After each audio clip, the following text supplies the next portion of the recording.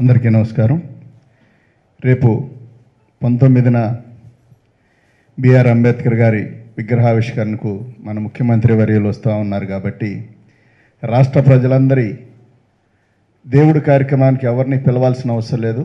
ఇది ఖచ్చితంగా బడుగు బలహీన వర్గాల దేవుడి కార్యక్రమం కాబట్టి ఖచ్చితంగా అందరూ రావాలి, వస్తారు. కాబట్టి పెద్ద ఎత్తున వస్తూ ఉన్నారు కాబట్టి మేమందరం ఒకే ఒక మాట చెప్పదలుచుకున్నా.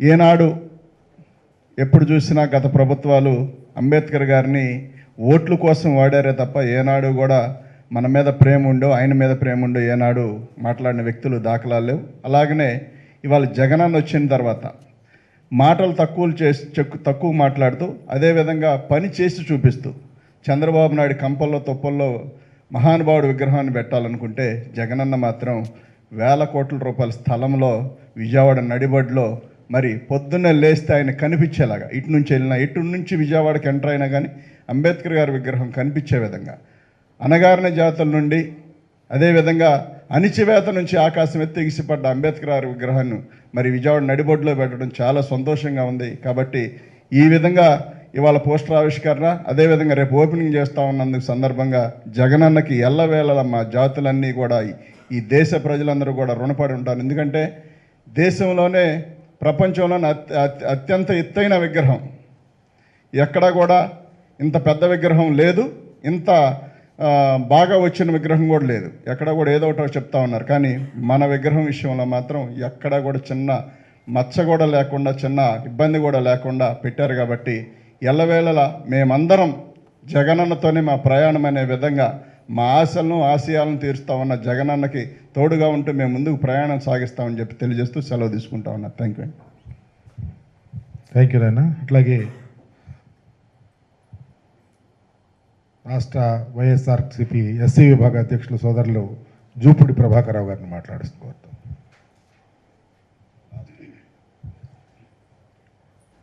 పెద్దలు గురువర్యులు రాజ్యసభ సభ్యులు ఈశ్వరరెడ్డి గారు, మిగతా సహోదరులందరూ కూడా ఒక హిస్టారికల్ ఈవెంట్గా ఆంధ్రప్రదేశ్లో డాక్టర్ బాబాసాహెబ్ అంబేద్కర్ గారి విగ్రహాన్ని ఆవిష్కరించుకోవటం, ఇది ఆయన ఫిలాసఫీని, ఆయన ఇచ్చినటువంటి రాజ్యాంగ స్ఫూర్తిని 100% ఇంప్లిమెంట్ చేస్తున్నాం అనే ధైర్యంగా చెప్పడానికి ఒక నిదర్శనంగా మనం రేపు దీన్ని చూడాల్సిన అవసరం ఉంటుంది. ఇది పొలిటికల్గా మన ఒక రాజకీయ పార్టీ కాబట్టి పొలిటికల్గా ఆలోచించినప్పుడు వైఎస్ఆర్ కాంగ్రెస్ పార్టీలో ఉన్నటువంటి గ్రామ స్థాయి నుంచి రాష్ట్ర స్థాయి వరకు ఉన్న నాయకులందరూ కూడా దీనిలో టోటల్గా ఇన్వాల్వ్ అయ్యి ముఖ్యమంత్రి గారి పరిపాలనా దక్షతను కానీ, అంబేద్కర్ గారి రాజ్యాంగ స్ఫూర్తిని కానీ దీన్ని మళ్ళా నెక్స్ట్ తరానికి ఇవ్వటం కోసం ఇలాంటి నాయకుడే, ఇలాంటి వ్యక్తే పరిపాలనలో ఇలాంటి పార్టీ మాత్రమే ఉండాలి అని కన్వర్ట్ చేసుకునే విధానంలో మనందరం కూడా 100% శక్తివంచన లేకుండా ముఖ్యమంత్రి గారికి సహాయంగా ఎలక్షన్ దాకా ఇదే స్ఫూర్తిని తీసుకొని పనిచేయాల్సినటువంటి అవసరం ఉంటుంది. చాలామంది అనుకోవచ్చేమో అంబేద్కర్ గారి స్టాచ్యూ ఎలక్షన్ కోసం పెడుతున్నారేమో అనుకుంటారేమో. కాదు, ఇది 2016లో డాక్టర్ బాబాసాహెబ్ అంబేద్కర్ గారి 125వ జయంతి. కానీ ఈరోజు మనం 2024కి ఉన్నాం. అంటే 133 సంవత్సరాలు ఇప్పుడు అంబేద్కర్ గారి పుట్టి. అంటే ఇప్పుడు అది మొత్తం ఇనాగ్రేషన్ అయ్యే టైం వచ్చింది కాబట్టి జగన్మోహన్ రెడ్డి గారి ఆలోచనలు అన్నీ కూడా ఇంతకుముందు దళితులు, అంబేద్కర్ హక్కులు ఇవన్నీ కావాలంటే ధర్నాలు చేయాలి, దెబ్బలు తినాలి, జైలుకి వెళ్ళాలి, కేసులు పెట్టించుకోవాలి. ఇప్పుడు ఇవన్నీ చేయాల్సిన అవసరం లేకుండా మనందరి తరఫున తనే ఆలోచించి ఏ నిర్ణయాలు అయితే మన కుటుంబాలు ఎదగడానికి, సమాజం ఎదగడానికి, అట్టడుగు వర్గాలు ఎదగడానికి పనికొస్తాయో ఆ నిర్ణయాలు చేస్తున్నటువంటి ముఖ్యమంత్రి గారిని తిరిగి మళ్ళీ గెలిపించడం కోసం మనందరం అవసరమైతే తరలండి గ్రామాలకి అనే ఒక ప్రోగ్రాం కూడా తీసుకొని ప్రతి గ్రామంలో దీన్ని ముందుగా ఈ విగ్రహ ఆవిష్కరణ ఉంది అని ప్రతి గ్రామంలో మనం చెప్పలేకపోయాం. కానీ ఆ కార్యక్రమాన్ని కూడా ఇప్పటి నుంచి తీసుకున్నా మనకు నష్టమే లేదు. వెళ్ళి అంబేద్కర్ గారి స్ఫూర్తి ఏదైతే ఉందో, ఆదర్శంగా ఎక్కడైతే ఉన్నాడో, ప్రపంచ మేధావి, అంబేద్కర్ని ఎవరైతే అనుకుంటూ ఉన్నారో ఆయన రాజ్యాంగం మాత్రమే ఇక్కడ ఇంప్లిమెంటేషన్లో ఉంది. అవతల వాళ్ళు రకరకాలుగా మాట్లాడేవాడిని చెప్పు తీసుకొని కొట్టినట్టుగా, ముఖం మీద తన్నినట్టుగా మనం సమాధానం చెప్పాల్సిన అవసరం ఉంది. జగన్మోహన్ రెడ్డి గారు మనందరికన్నా గొప్ప అంబేద్కర్ వాదిగా ఒక నిరూపించుకునే ఒక పెద్ద ఘట్టంగా దీన్ని మనం చేతల్లో చేసి చూపిస్తున్నామని చెప్పడానికి ప్రయత్నం చేస్తూ మనం ఈ కార్యక్రమాన్ని జయప్రదం చేసుకోవాలని తెలియజేస్తూ ముగిస్తూ ఉన్నాను. Thank you very much. Thank you అన్న. ఈ ఘట్టం అంబేద్కర్ గారి స్టాచ్యూనే కాదు, అక్కడ ఒక మ్యూజియం బాబాసాహెబ్ గారు పుట్టిన దగ్గర నుంచి చనిపోయేదాకా ఆయన అవమానాలు, అసమానతలు, చదువు, ఉద్యోగం, బరోడా మహారాజు సహాయం, అక్కడి నుంచి మరలా ఇతర దేశాలకు వెళ్ళి చదువుకోవటం, వస్తాం, ఉద్యోగం చేయటం, తర్వాత కాలక్రమంగా అవమానాలు, మహచ్చరు పోరాటం, దాని తర్వాత మరి ఆయన బౌద్ధోద్యం తీసుకోవటం దగ్గర నుంచి అనేక అంశాలు మిళితమైనటువంటి murals, museum, theatre, convention hall, ఒక గొప్ప చారిత్రాత్మకమైనటువంటి కట్టడాలతో మిళితమైనటువంటి బాబాసాహెబ్ యొక్క ఆలోచనలు అంతా రంగరించే విధంగా ఉన్నటువంటి స్ట్రక్చర్ని ఏర్పాటు చేసిన గౌరవ ముఖ్యమంత్రి గారికి మా జాతులు ఎల్లవేళలా రుణపడి ఉంటాయని కూడా తెలియపరుస్తూ, ఈ విషయాన్ని పల్లె పల్లెకు వెళ్ళింది, పల్లె పల్లెకు అందించాం. ప్రతి సచివాలయం నుంచి ప్రతి ఊర్లో ఈ విషయాన్ని చర్చించుకొని, తర్కించుకొని, అక్కడ సచివాలయంలో వాళ్ళ యొక్క ఆలోచనలతో సంతకాలు చేయించి చాలా జాగ్రత్తగా, ఇది గొప్ప కార్యక్రమం, భావితరాలు ఆలోచించే విధంగా, ఆ బాటలో నడిచే విధంగా వెళ్ళాలనేది ముఖ్యమంత్రి గారి ఆలోచన, దాన్ని తీసుకెళ్తున్నామని కూడా తెలియపరుస్తూ, మరి ఒక ఎస్సీ విభాగ అధ్యక్షులు వైఎస్ఆర్ కాంగ్రెస్ పార్టీకి శాసన మండలి సభ్యులు తమ్ముడు అరుణ్ మాట్లాడవలసిన కోరుతాము. రేపు 19 తారీఖు జరగబోయే మహత్తరమైన ఘట్టం ఈ దేశంలో ప్రతి ఒక్కరూ కూడా సంతోషంతో, ఆత్మగౌరవంతో, ఆత్మాభిమానంతో నిలబడే సందర్భం 19వ తారీఖు జరగబోవు డాక్టర్ బాబాసాహెబ్ అంబేద్కర్ గారి విగ్రహావిష్కరణ.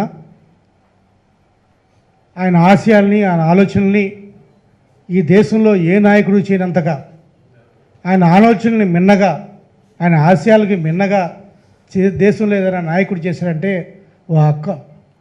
ఒకే ఒక్క నాయకుడు జగన్మోహన్ రెడ్డి గారిని చెప్పడంలో సందేహం లేదు.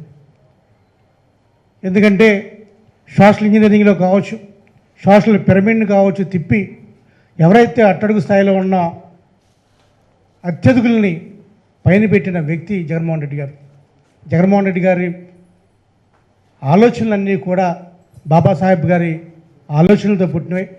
ఈరోజు జగన్మోహన్ రెడ్డి గారి ఏ కార్యక్రమం చూసినా సరే, ఏ ప్రోగ్రాం చూసినా దానికి పునాది అంబేద్కర్ ఆశయాలు, అంబేద్కర్ ఆలోచనలే.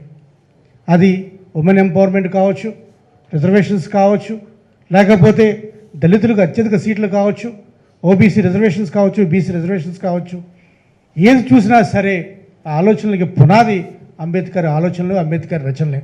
అటువంటి మహానుభావుడి విగ్రహావిష్కరణ ఈ దేశంలో, ఈ రాష్ట్రంలో, ఈ నగరంలో, ఈ నడిబొడ్డున ఇంత ఘనంగా జరగటం, ఇది ఆంధ్రప్రదేశే కాదు యావత్ భారతదేశం అంతా కూడా గర్వించదగ్గ ఘట్టం. దీన్ని ప్రతి ఒక్కరూ కూడా మన ఇంట్లో కార్యక్రమంలాగా, మన కార్యక్రమంలాగా, ఎందుకంటే అంబేద్కర్ గారిని పూజించుకోవడం, అంబేద్కర్ని గౌరవించుకోవడం మనందరి బాధ్యత. కాబట్టి ప్రతి ఒక్కరు కూడా ఈ కార్యక్రమానికి వచ్చి విజయవంతం చేయవలసిందిగా కూర్చున్నాను. Thank you. Thank you Arun. అలాగే పెద్దలు మాణిక్ వరప్రసాద్ గారిని మాట్లాడవలసి కోరుతాం.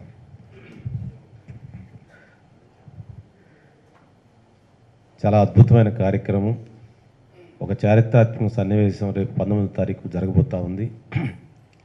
మహానుభావుడు బాబాసాహెబ్ అంబేద్కర్ గారి 125 అడుగుల విగ్రహావిష్కరణ కార్యక్రమాన్ని ఒక పండుగలాగా రాష్ట్రం అంతా చేసుకోవాలని చెప్పేది రాష్ట్ర ముఖ్యమంత్రి గారి జగన్మోహన్ రెడ్డి ఉద్దేశం.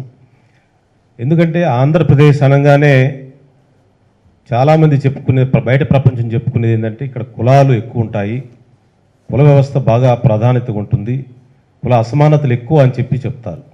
కానీ ఇందాక సాయిరెడ్డి గారు చెప్పినట్టుగా అది 30 సంవత్సరాల క్రితం చరిత్ర. ఈరోజు జగన్మోహన్ రెడ్డి గారు వచ్చిన తర్వాత ఆ చరిత్రను తిరగరాస్తా ఉన్నాడు. అంబేద్కర్ గారి లక్ష్యమైనటువంటి కుల నిర్మూలనకి రేపు 19వ తారీఖు ప్రాధాన్యత కాబోతా ఉంది. ఆ రోజు నుంచి ఇక్కడ కులాలు లేవు, అందరూ కలిసిమెలిసి జీవించే ఒక సమసమాజాన్ని అంబేద్కర్ ఆశించాడు. ఆ మహానుభావుడు ఆశయాల మేరకు రేపు పనిచేయబోతున్నాను ఒక దీక్షని ఆంధ్రప్రదేశ్ ప్రజలు పూనుకునే విధంగా జగన్మోహన్ రెడ్డి గారు ప్రోత్సహించడం నిజంగా చాలా గొప్ప విషయంగా భావిస్తూ దానికి అందరూ హాజరు కావాలని ఆహ్వానిస్తా ఉన్నాం. థ్యాంక్ యూ అన్న. అలాగే రాష్ట్ర లిడ్ క్యాప్ చైర్మన్ సోదరులు రాజశేఖర్ గారిని ఒక మాట మాట్లాడవలసిందిగా కోరుతాం. సభ అధ్యక్షులు మేరకు నాగార్జున గారు, మంత్రివర్యులు,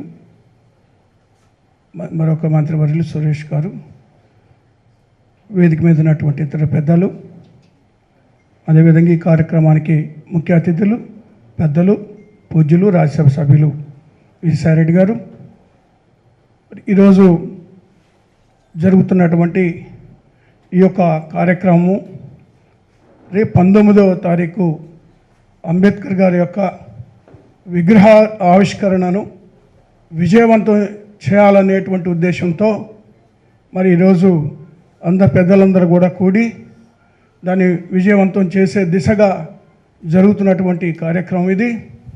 ఈ దేశం మొత్తం మీద కూడా దళితుల ఆత్మ గౌరవాన్ని నిలువెత్తున ఒక నిదర్శనంలాగా ఈరోజు జగన్మోహన్ రెడ్డి గారు ఉన్నారు అనేటువంటి మాట వాస్తవము. ఎందుకంటే ఇప్పటి వరకు పెద్దలు మాట్లాడిన దాంట్లో కూడా నేను ఒక మాట చెప్పదలుచుకున్నా.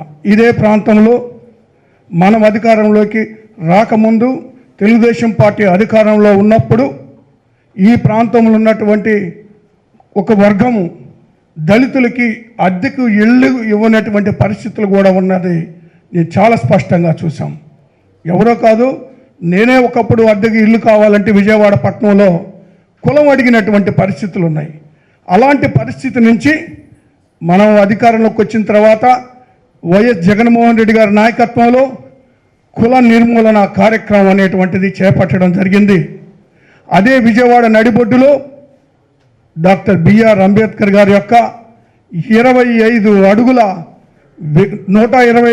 విగ్రహాన్ని 81 అడుగుల పెడస్టల్ మీద నిలబెట్టి ఎక్కడైతే ఇల్లు కోడ్ ఇవ్వని దళితులకు ఇల్లు కోడ్ ఇవ్వనటువంటి ప్రాంతంలో దళితుల ఆత్మ గౌరవాన్ని నిలబెట్టినటువంటి ఏకైక వ్యక్తి జగన్మోహన్ రెడ్డి గారు అని ఈ సందర్భంగా నేను తెలియజేస్తూ, ఈ యొక్క సంఘటనని ఈ భూభాగం ఉన్నంత వరకు, మానవ జాతి ఉన్నంత వరకు ఏ దళితుడు కూడా మర్చిపోలేనటువంటి సంఘటన ఇది. దళితులు జగన్మోహన్ రెడ్డి గారిని మరి ఏ విధంగా అయితే అంబేద్కర్ గారిని పటం పెట్టుకొని ఏ విధంగా పూజిస్తున్నారో ఖచ్చితంగా ప్రతి ఒక్క దళితుని ఇంట్లో జగన్మోహన్ రెడ్డి గారి ఫోటో పటం పెట్టి పూజించాల్సిన అవసరం ఖచ్చితంగా పూజిస్తారని ఈ సందర్భంగా తెలియజేసుకుంటూ